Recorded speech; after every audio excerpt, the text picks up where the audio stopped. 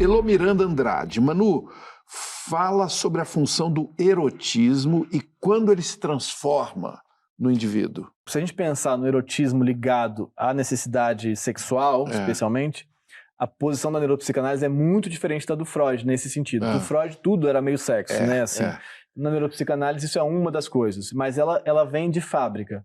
A gente nasce com ela. Então, crianças têm pulsão erótica, vamos dizer assim, sexual, que vai ficando, vai variando ao longo da vida. No primeiríssimo momento, ela não é tão forte, então mamar e tal, isso não está tão intenso, mas logo ali na frente já começa a ficar mais intenso, na infância mesmo, e depois a gente tem esse tal do período de latência, que essa coisa tecnicamente, teoricamente dá uma acalmada, e na puberdade ela retorna com força total, né?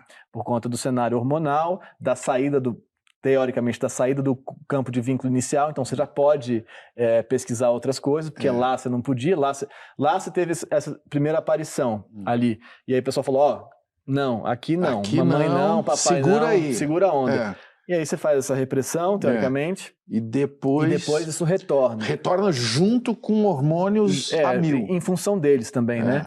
Então, e aí é o caos. E por isso que a adolescência também é tão conturbada, que você passou a infância inteira dando um jeito de integrar o bagulho inteiro. Sabe? Cara, acho que eu mais ou menos me virei. Beleza, tá ruim, mas vou seguir. Aí chega na adolescência, aí fala, agora toma essa aqui, se vira. E aí fica muito complicado.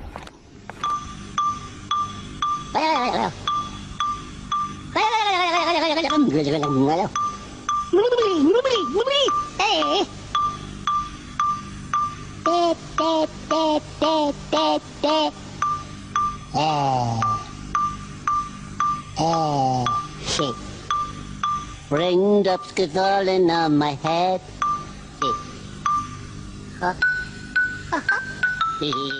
No livro, você fala que era uma criança que quebrava as coisas, ficava com raiva. Eu era muito raivoso. O que você aprendeu olhando para essa raiva? É engraçado, né? Eu tinha muita raiva de não estar sendo respeitado, sabe? De não estar sendo considerado. Em casa? Em casa, O que não faz sentido, mas, quer dizer, faz, óbvio, para a criança fazia. Então eu chorava em frente ao espelho, sabe? Criancinha, eu chorava e falava, olha o que vocês estão fazendo comigo! E eu quebrava as coisas, assim, Você falava pra você. Pro espelho, pra que ele soubesse, né, a entidade super-egóica. E, enfim, então também por isso que eu fui fazer análise muito cedo, eu acho. Mas o que eu sei sobre a raiva é que a gente precisa conseguir reconhecer a raiva, né? A raiva é danada, porque a gente não pode atuar a raiva como ela vem, via de regra, mas a gente não pode se livrar da raiva também, ela é fundamental para ignorar, né? Não pode. Você tem que estabelecer limites de alguma forma para ela, negociar com ela, pensar assim, vinganças e tal, elocubrar, mas se livrar dela não faz sentido. Então, num campo adulto, quanto que a gente consegue falar, cara, isso que você fez me deixou muito frustrado. E não quer dizer que isso é fundamental a outra pessoa que esteja querendo te sacanear. Quer dizer que ela te sacaneou, mesmo sem saber várias vezes. Mas o que a gente acha num campo persecutório é que se eu sinto raiva é porque o outro quer me fuder, mas isso não tá dado. E se você não falar, provavelmente ele não vai saber. Não vai saber Muitas e isso vezes vai escapar em algum momento de você. Você vai descontar aquilo, você vai agredir de volta. Então a raiva é um negócio que a gente, especialmente no masculino, não sei se é uma conversa que a gente precisa entrar nela, mas em função de uma série de mediações culturais e bioquímicas, a raiva é danada. Então, não que mulheres não tenham raiva, óbvio que elas têm, mas isso... Não é bom entrar nessa conversa da masculinidade, porque eu vejo muito hoje raiva e violência, inclusive, que eu olho e falo, o que está acontecendo com esse cara, né? Você sabe me dizer, tem uma coisa de querer reafirmar uma masculinidade? Tem uma humilhação, né, eu acho. Eu acho que a gente está, todo mundo um pouco, nesse nosso sistema social, um pouco humilhado, ou muito, né? Humilhado. A gente trabalha muito, ganha muito pouco, não tem nenhum reconhecimento, tem muito pouco amor, tem muito pouco cuidado, então o que sobra é a raiva, né? E no caso do homem? Então, no caso do homem, e aí essa conversa é muito delicada e eu tento evitar ela porque eu sei que eu acabo brigando com os dois lados do pessoal que eu gosto. Mas no caso do homem, a gente pode chamar de machismo estrutural, ou a gente pode chamar de testosterona, essas coisas não são excludentes, esse que é o lance da neuropsicanálise.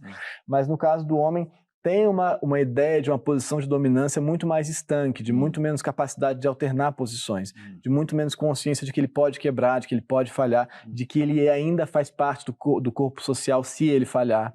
Então, esse cara entende que ele em falha é dispensável. Então, quando ele percebe a falha, ele se apavora com a falha e reage com agressividade. Então, o desenho é mais ou menos isso. Uma agressividade que não tem nenhuma relação com um encaminhamento de soluções. Não tem. É uma endereçamento até para ele próprio. Até para ele próprio. E aí é foda, porque ele não como ele não consegue reconhecer a própria fragilidade dele ali, a falha dele, ele tem muita dificuldade de ver a do outro também, né? Quando ele vê o outro frágil, ele lembra do que ele não quer reconhecer e ele agride o outro. A mulher, o filho, o que seja. E como sair disso?